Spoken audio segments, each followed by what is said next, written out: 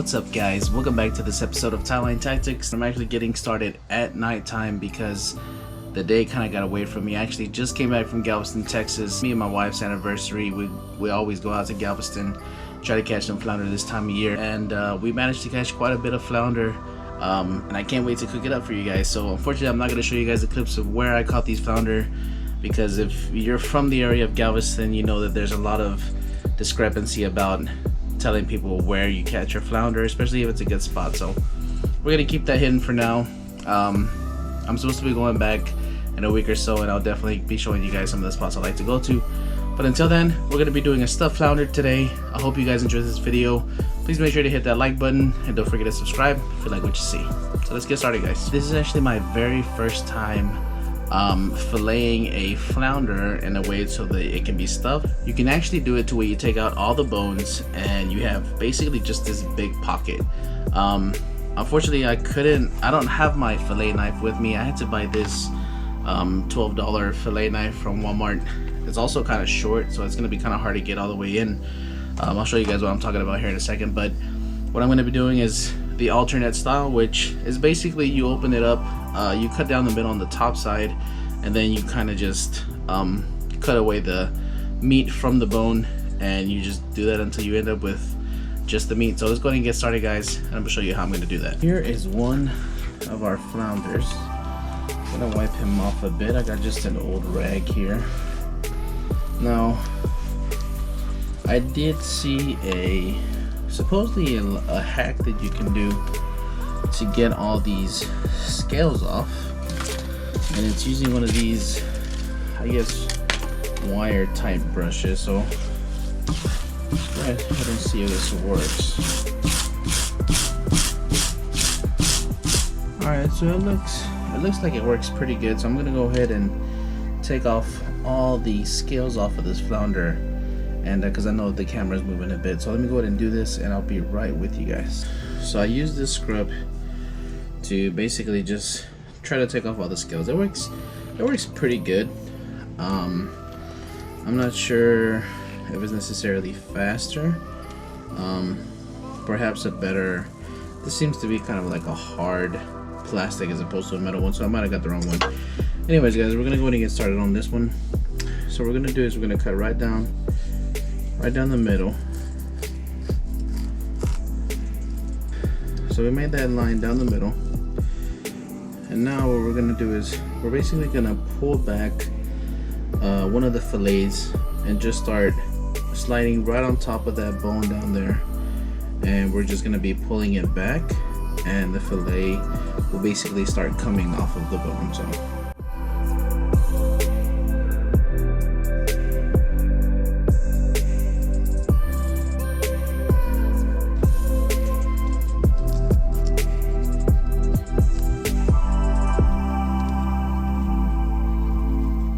you're gonna want to cut down pretty much so you get to the very edge of this little thin fin on here. Once you get to that spot, you want to stop. You want to try to avoid cutting through the skin. So that's what I pretty much did here.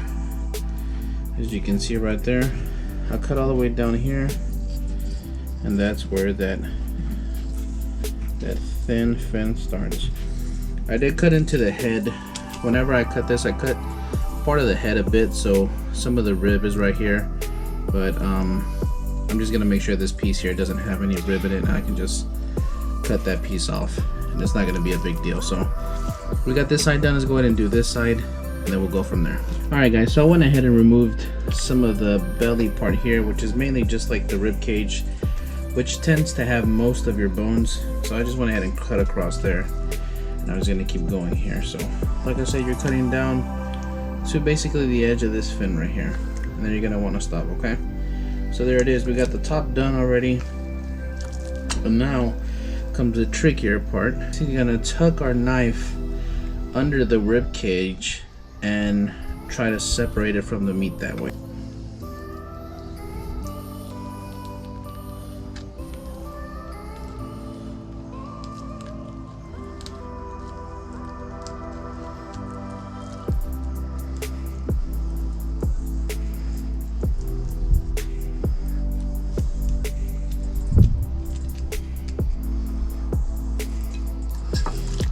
end up with this right here, okay?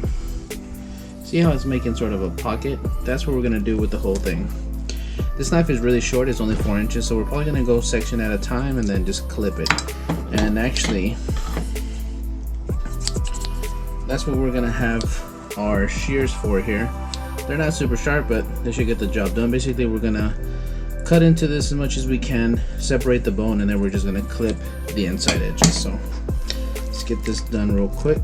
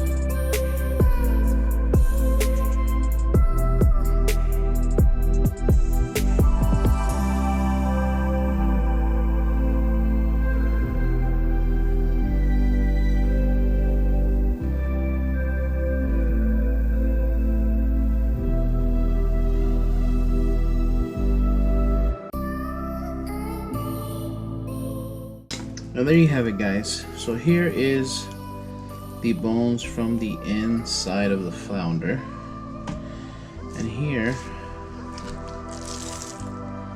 we have our flounder ready to stuff. It looks really good, guys. For those of you who have never had flounder, flounder to me is probably the best tasting fish you can have as far as inshore. It's amazingly delicious. And I mean, you can tell even on this one specifically, the bottom of the flounder is usually the side that has less meat, but you can see here that even, you know, the bottom side has a ton of meat on it. So I'm gonna go ahead and make another one. I am gonna do 2 stuffed flounders tomorrow. So I'm gonna knock out the other one, and I'll see you guys in the morning.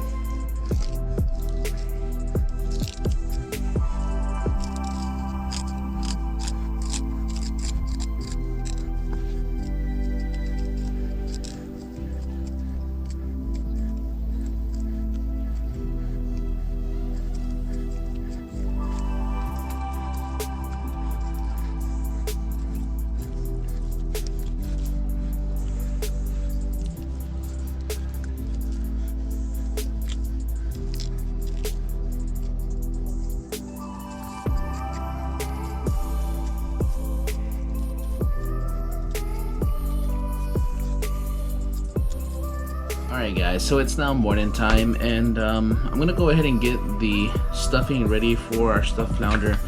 I got a few things here, some celery, some bell pepper, green bell pepper, some yellow onion, and then I actually went ahead and sweat some of the shrimp, well, all of the shrimp in some butter, just to give it some flavor and to make sure that it's not gonna go in there completely raw.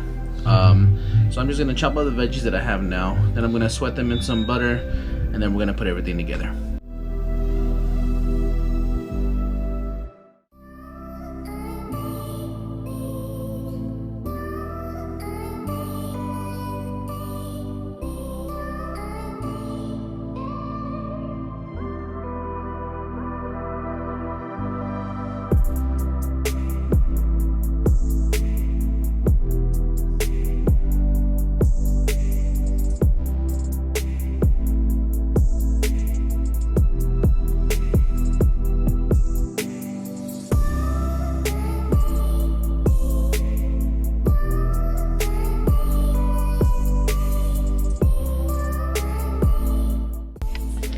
Alright guys, so I got I got some celery, some onion, and some green pepper here. I also added some garlic. I have some shrimp here that I got sitting in some melted butter. I also have these 2 eggs. And then I got some Worcestershire sauce and some mayonnaise, and I also got 2 of these cornbread stuffing boxes. So let's go ahead and put this together, guys. I sweat these down just enough to where they're not going to be crunchy when we put it in our stuffing. So there's that. Mix that up with the shrimp a bit. Alright, so now we're going to add some mayonnaise. Mayo in there. And now we're going to add our Worcestershire sauce. Give it a quick mix around here. I'll go ahead and add my stuffing mix. This is just my preference, guys. I actually prefer the cornbread stuffing as opposed to the regular stuffing. Put this in here.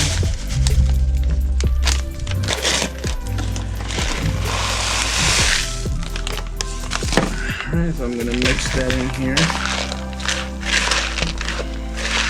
Alright, so here we go, guys. That's going to be our stuffing. I'm just going to add the cheese and we'll be ready to stuff our flounder. Guys, so the stuffing mix already has its own seasoning, so I don't want to add too much salt. I also added some seasoning to the shrimp. So I'm just going to add a little bit of cracked black pepper in here.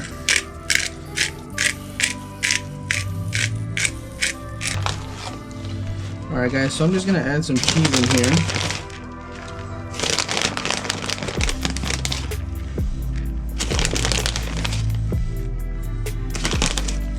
Before I forget, guys, let me add my 2 eggs.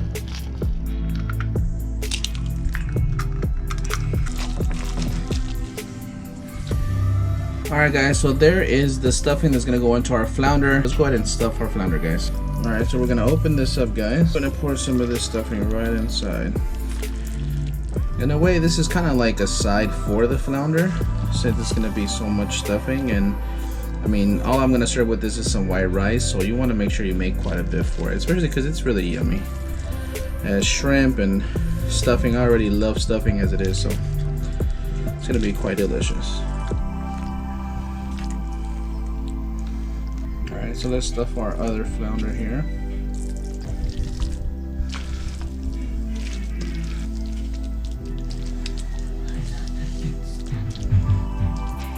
There it is, guys. This is gonna be our stuffed flounder. It's ready to go. If you wanted to season it with maybe some type of Zatarain seasoning or Old Bay, you could definitely put that across the top. But other than that, guys, it looks like we're ready to go. Alright guys, so we are all set up here. I did put some charcoal in here. I'm not gonna be able to smoke it the way I traditionally like to smoke meats and stuff, just because it's chilly out here. I didn't have the firewood that I needed to get enough heat going on in the smoke box, so I'm just gonna use some charcoal here. I'm gonna keep it off to the side just so it won't get too hot in here, and I'm just gonna cook the stuffed flounder that way. I also got some sausage in here, just some regular Eckrich sausage. Some of that flavor can kind of get infused in there as well. And yeah, once this is pretty much done, I'm gonna top it off with the cheese that we have left over that I saved from the stuffing. I'm gonna let it melt and we should be good to go. Alright guys, so we've been going at about 250 for about an hour or so, and I just put a little bit more charcoal in here, picked it up to about 350. So I'm gonna go ahead and top it with the cheese because we're pretty close to being done. Needs a little bit longer. I'm gonna go ahead and put the cheese on top so we can finish it off.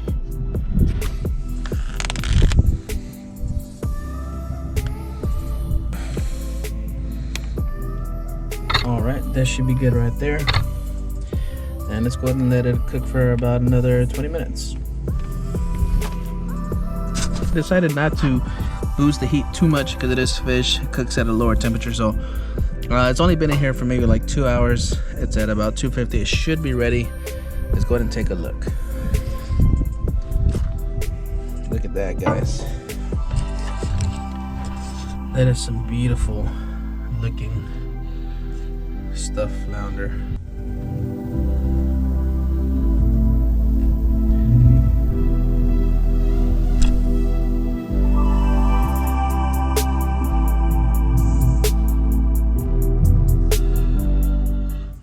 Looks so good, guys.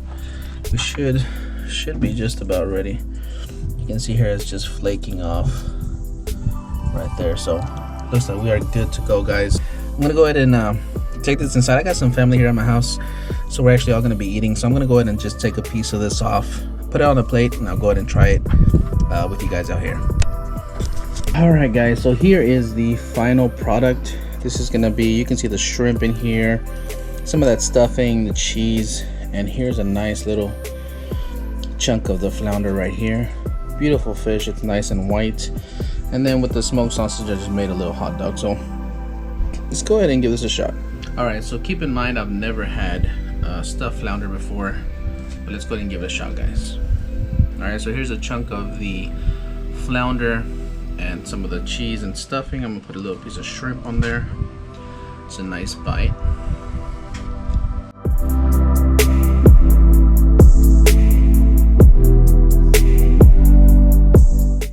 Wow, I can definitely see why people love making stuffed flounder so much. And this the stuffing I made is actually just a recipe I made based off of some other recipes I had read about online and stuff. But it came out really good, guys.